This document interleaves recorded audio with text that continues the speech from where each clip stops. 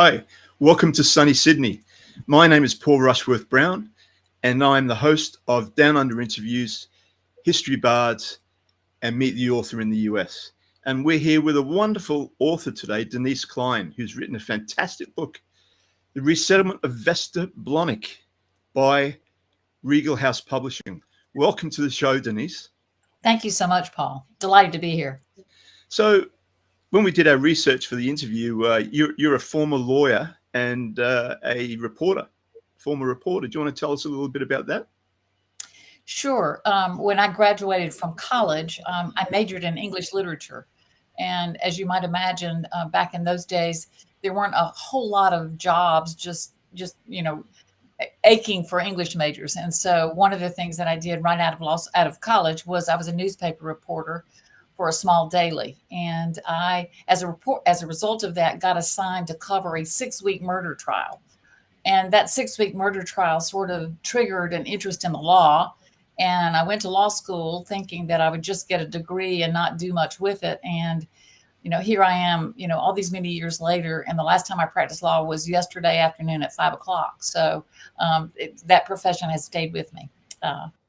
Wonderful. Yeah. The Resettlement of Vesta Blonik, story of power and moral tension. In 1937, life offered little mercy, and for Vesta Blonik, each day felt like one more step toward losing everything she had ever known. On a struggling Minnesota farm, she worked from dawn until long after dark, holding together a home her father had already decided to leave behind. When he sold the farm without a word, Vesta was left with no money, no security, and nowhere to go. Her only lifeline came in the form of letters, promises of stability from a man she had never met. Desperate, she put her future in the hands of strangers, hoping the truth would be kinder than the world she was running from. But in North Carolina, Gordon Crenshaw faced a darkness of his own. A widower consumed by grief, confined to a state hospital and forgotten by the family who sent those letters in his name. When Vesta arrived, the promises collapsed. Two strangers, both abandoned in different ways, forced together by desperation, circumstance, and the simple need to survive. Now they must find a way to build a life from whatever pieces the world has left for them.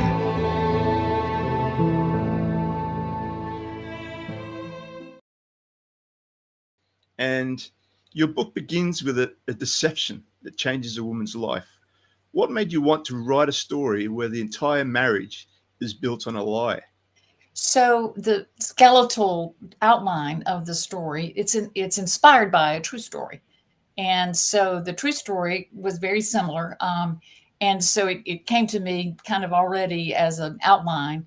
And then as I began to write the book, I realized that so many relationships, good, bad, ugly, in between, there's often a little bit of deception and a little bit of the unknown, at least when we start a relationship. And so even though this marriage and this relationship had, some very overt deception, I think many couples and many people in situations like relationships have to learn to navigate the new things they learn about the person they're involved with. And so in this story, it was an extreme example, but I think many relationships struggle with some of the same issues. From what I see, a lot of the themes are actually related to sort of like current days. So why did you set it in the Depression? So I think the first of all, the true story that this novel was inspired by did take place in 1937. And so it was really, I kind of came at the period backwards because I learned the story about a woman who was deceived. And my question was, what would cause a woman to move 1,000 miles away to meet a stranger in this kind of situation? And one of the things that can do that, one of the things that can inspire people to make big changes is, an incredibly difficult time like the Great Depression was in the United States and elsewhere. So it was sort of backwards. And then when I realized that was the period that I was going to write about, I had to come up with, in my own mind, again, what would cause a woman to do this? And I began to do the historical research to find out what became sort of the inciting incident in the book. And it happens right at the beginning. and so there's no spoilers. One of the first New Deal programs that President Roosevelt came up with was this resettlement project, which moved farmers from terrible land to better land. There's lots of resettlement projects all over the world, some of them benign, some of them not so benign. This one at least was initially intended to help people relocate. And so that was the incident that sort of inspired the character in the book, the father, to give up the home farm and then to leave the main character, Vesta, homeless and really without much choice. In 1843, a young girl is torn from the world she knew and brought deep into the harsh reality of Louisiana's plantation life. At Fox Creek, Monette grows up between lines she did not draw. Lines that decide who belongs, who serves, and who survives. Childhood slips away. Silence becomes protection. And every day, the weight of the place presses harder. Cyrus, the boy taken with her, grows into the steady presence in the fields, the one who watches over her when no one else will. But danger doesn't always shout. Sometimes it stands at a distance, just watching. When the planter's son begins to notice her, out gathering wood, in quiet corners, in passing glances, the ground beneath her feet shifts. So, like, looking in between the lines, do you think that scene is a commentary on the way women's lives were back then, often treated as expendable, or did you want the audience to feel complicit in that choice? So I do think that in that period of time, in I'm not sure it's limited to that period of time, certainly women are not necessarily foremost in the big decisions that got made and get made on economic terms. Of course, those times were so incredibly terrible. Many families were split up. Many families gave up their own children because they couldn't financially support them. So I do think in that situation that Vesta's story became a woman who really had no choice but to develop the kind of resilience that I think the character shows in the book. And that becomes a real theme for me in the book is, what a woman like Vesta does when she has to do something and has to survive. Yeah. So Gordon's family lies to Vesta to get him to marry a stranger, basically. Is that Yes. story about love as well, or is it really a story about exploitation? Well, that's a great question. In the book, it's ambiguous. The character Gordon, who Vesta moves to meet, is in fact grief-stricken, and we don't know a lot about in the book. We don't know about really how far that grief took, whether it did inspire him to do something to harm himself, in which case the family's decision to put him in a mental hospital in the first place, and then to spring him from the mental hospital and to find a caretaker for him, that certainly can be seen as benign and gestures made of love. I do think that you can also look at some of the characters in that family. There's some jealousy involved. There's some, good old family resentment that, sort of thickens as the years go on. All of that's a part of it. And so I've really left it to the reader to decide how to navigate that story in their own mind and to decide what the motivations of the characters are. Yeah. So the novel's set in the Great Depression, but the themes, poverty, desperation, mental health, loneliness, feel brutally current. Which modern issues do you see reflected more clearly in Vesta's story? So when I tell the story to young people, one of the first things they say to me, including my own children, is, "Oh, this is about catfishing," which is a term that I guess happens in online dating when, people put up a profile or make themselves someone that they're not. And that's Okay. exactly what happens here. And so, Yeah. so there's certainly a modern theme with regard to how easily people can trick other people into believing they're someone they're not. Yeah, right. I also think I also think that the economic times are certainly uncertain. And one of the things that I've learned about in doing my research is that an economic depression or recession doesn't necessarily create more opportunities for partnership and love, but often the relationships that are born out of a difficult economic time tend to be stronger. And sometimes that's out of desperation, and sometimes that's out of, a shared vision of, survival. So a lot of those themes, our sort of correspondence life where we meet people online and we don't know who they are, and we don't really know who they are for the longest time, very similar to Vesta and Gordon's story. Two women shaped his life, a mother who refused to break and a wife who met every storm with courage. Their stories lived in the shadows until he finally stepped forward to tell them. A Letter Unwritten is the journey of a son looking back at sacrifice, at survival, at the quiet heroism of women the world rarely notices, but families never forget. From the trauma that marked his childhood to the fear of becoming the man he swore he'd never be, this is a story of confronting the past and finding the strength to choose a different path.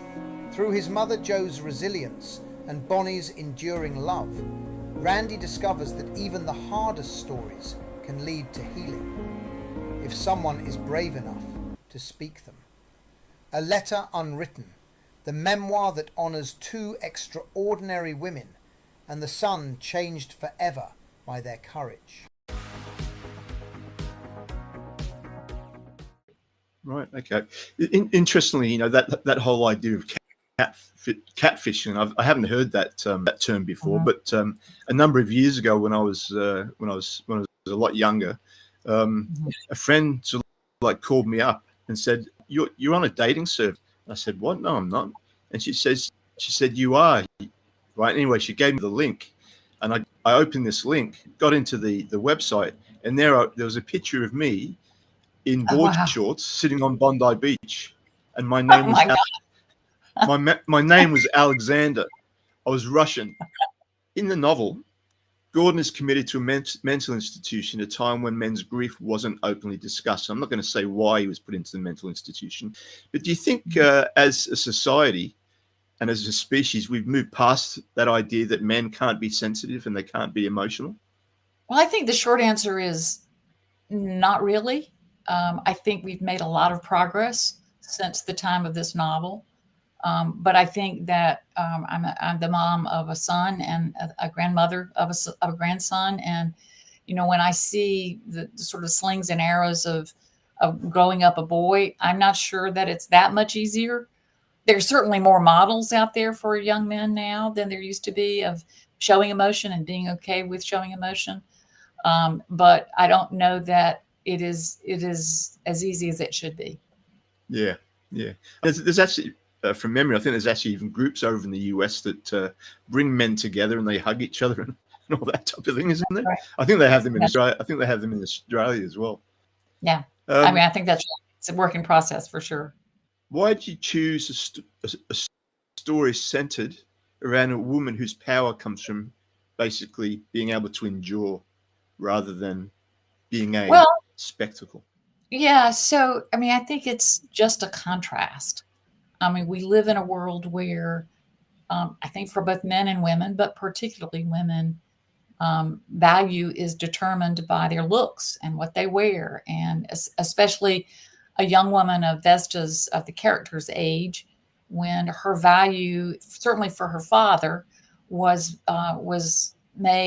established by her marriageability. And so Vesta didn't have the usual tools. And so I think it's important to realize that some of the people that we admire and some of the people that succeed most genuinely don't always have all those tools, and they make it in their lives with other kinds of qualities like resilience and honesty and kindness. Yeah. Gordon's, as we said, Gordon was put in a mental institution, and obviously, is he dangerous? So Gordon has a temper, and Gordon is in an impossible situation. And certainly there's a scene in the book in which his actions, acting out of temper and also loyalty, cause him to seem dangerous. And that's a long-winded answer, but I think he has been put in a very impossible situation, and he is put into a place where at some point his only friend is in danger, and he acts violently. And so, Yeah. yes, I think is the answer. If Vesta were alive today, with the choices that modern women have, would she still marry Gordon or not? That's a great question. We now have, as we've discussed on this podcast, all manner of tools through which to meet people. It's doubtful that they would be together. I think Vesta would be more kind of conventionally, quote, successful now, because she would have an opportunity to have a bigger life without having to marry someone. That probably was not as available to her in the 30s, especially without a college education, in a very small town, in the middle of the winter in Minnesota in the Depression. Yeah, I really love stories, novels that place normal people in extraordinary circumstances, and that's what this novel sounds like. Okay, so this is my favorite part of the show. So what I'm going to do is I'm going to ask you 10 quick fire questions, and there can be one word, 2-word answers, or yes or no answer. It's up to you. All right, you ready? Okay, Vesta or Gordon, whose story was harder to write? Gordon. Why? Just quickly. He's a man and I'm not. Okay. What's the toughest era to survive, the Great Depression or today? The Great Depression. One word to describe Vesta. Brave. One word to describe Gordon. Committed. And all the meanings of that. Yeah. Can you think of the most heartbreaking scene you wrote? Yes. And without spoilers, just in a roundabout way, why was it the most heartbreaking part of the scene to write? When these two honest people, essentially honest people, find out about this really incredible lie and deceit that they both suffered from. And they are faced with a long night to figure out what the rest of their lives look like. Okay, yeah. Coffee or tea, or just leave me alone, I'm writing? Coffee. If Vesta had one modern tool, phone, car, internet, which one would change her fate? Internet. Name a book that shaped you as a writer. Angle of Repose, Wallace Stegner. Okay. And finish the sentence. The resettlement of Vesta Blonik is ultimately a story about what? Hope. Wonderful. So Denise, wonderful having you on the show. Thank I you. wish you all the very best with the resettlement of Vesta Blonik. It sounds absolutely fascinating.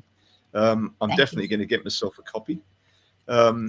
And what about future works? Anything in the pipeline at the moment? Yes. It's considered sort of bad juju to talk about works in progress. So I will say that I'm fascinated by the period. We're right on the cusp of the war. This family has all come together. There's some fascinating characters. So I'm playing about with those. We'll see what happens. Okay. Well, I wish you all the very best with that. Thank you. I appreciate it so much. What a fun podcast. Thanks. And interview. Thanks, Denise.